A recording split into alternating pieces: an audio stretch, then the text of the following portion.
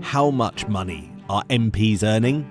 Over £17 million in the course of this Parliament, just 3 years. And who is giving the cash that funds their campaigns? 2 individuals in there who shut the door when we asked more questions. These are surprisingly difficult questions in our political system, and the answers aren't always what the voters want to hear. Oh my God, that's a lot of money. MPs should be doing their job and not getting involved in all these other things. What needs to change? And are the people in power listening?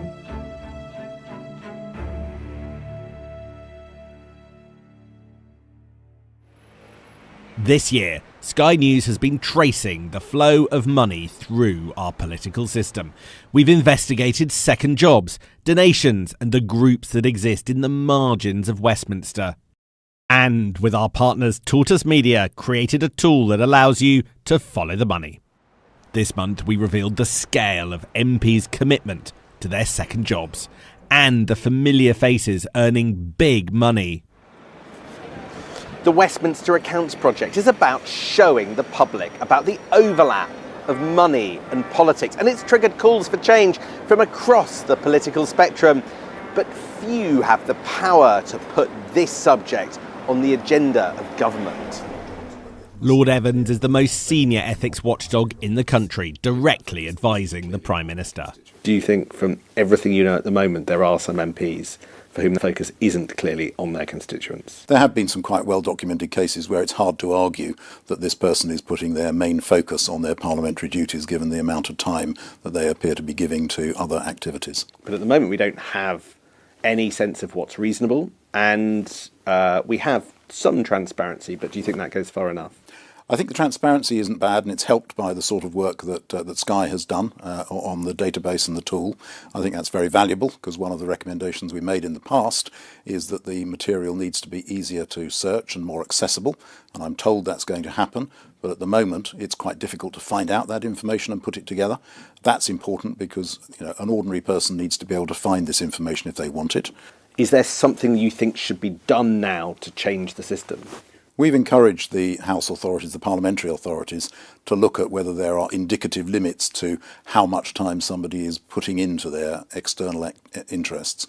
And I think that would be helpful. Do you think that MPs are doing everything they can to be upfront about how they behave? The vast majority, I think, of MPs work very hard for their constituents, but there are some who don't seem to be keeping that focus. In January, Sky News attempted to answer a simple question: who was behind the donations going directly to MPs? It wasn't easy.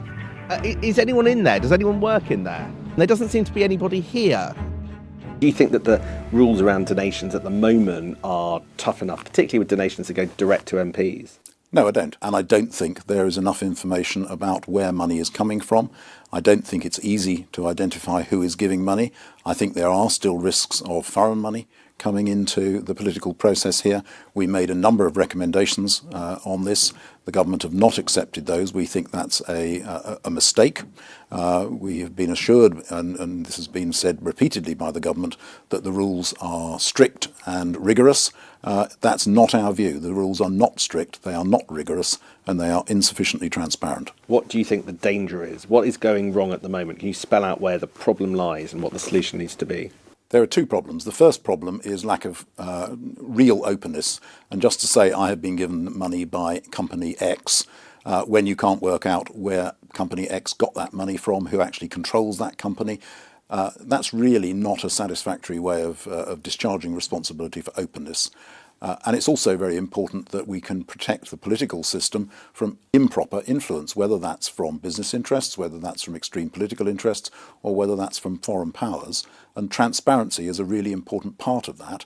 And the transparency rules at the moment, in our view, the view of my committee, are not strong enough. One man looms large over the debate about standards in our politics. The former Prime Minister has registered over £3.7 million in extra income just since the turn of the year.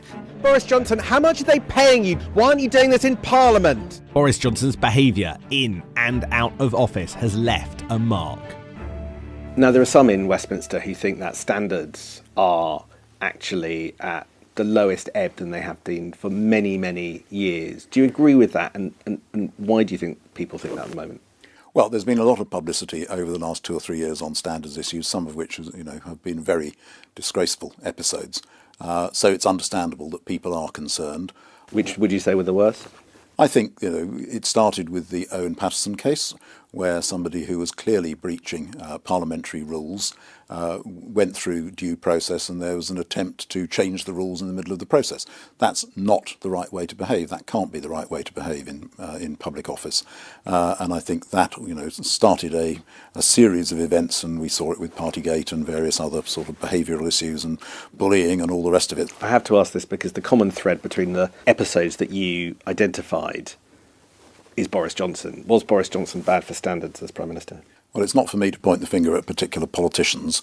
What I would say is that in any organisation, the tone from the top and leadership is very important. The way that leaders behave will set a tone that others will follow. His successor entered number 10 with a promise of a new approach. This government will have integrity, professionalism, and accountability at every level. That work, it seems, still unfinished. There have been frustrations because we have made what we believe to be appropriate and balanced independent recommendations which government has not taken up, and we think that's a mistake. But nevertheless, the UK public life is supported by the vast majority of people in public life, and most people go into public life for the right reasons, which is why it's even more important that where there are problems, those are identified, called out, and something is done about them. Changes to second job rules, changes to donation rules, changes to APPG rules. There's a lot to do, isn't there, for a Prime Minister if they want to uphold ethical standards? Yeah, there are a lot of things that need to be improved. This is work which continues. There will always be, things that we need to be addressing because the way politics works changes. But there is certainly a big agenda for change still, that we need to address. Last week, the government announced some changes to the system, tweaks, but not a major overhaul. That looks too painful this close to an election. Will things ever change?